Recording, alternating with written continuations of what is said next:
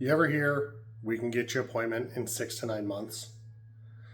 Listen, when a veteran asks for mental health, like when they ask for help with that, waiting half a year or more isn't an appointment.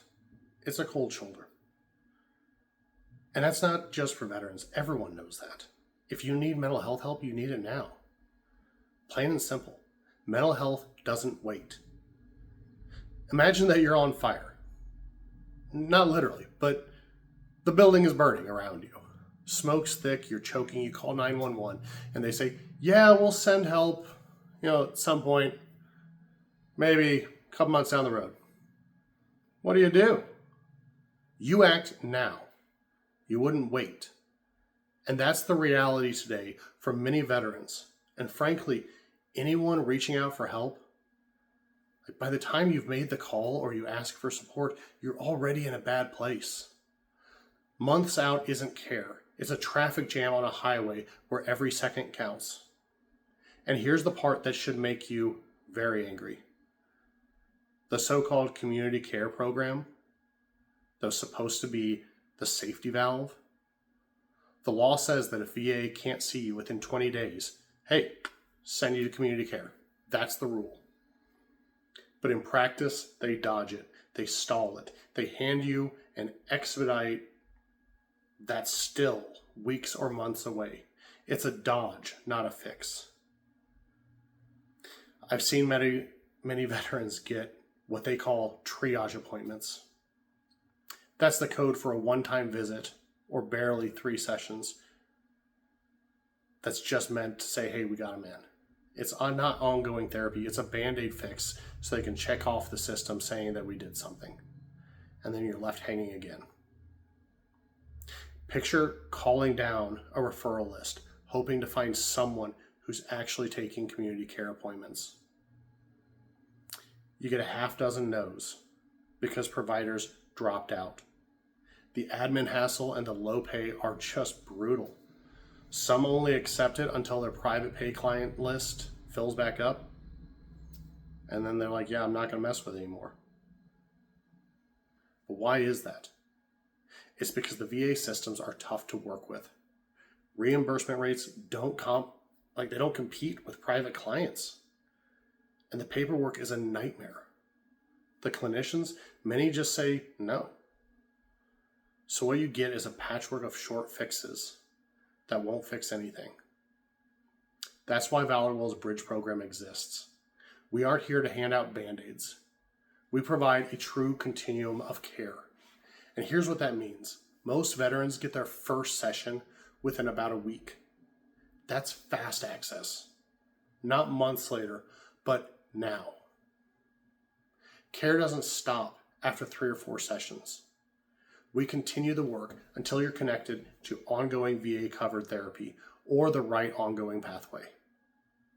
It's a bridge, not a replacement. When VA care is ready, we do a clean handoff. We don't just vanish. But don't get me wrong, this isn't indefinite. This program runs strictly on donations, not insurance. We actively check in with both veterans and the VA to confirm progress. No one's stuck using the bridge forever. It's good stewardship of resources because this program has to stay sustainable. And here's a twist that people don't like to talk about. The documentation. Many veterans can't afford $70 to $100 a session, so they stay out of care.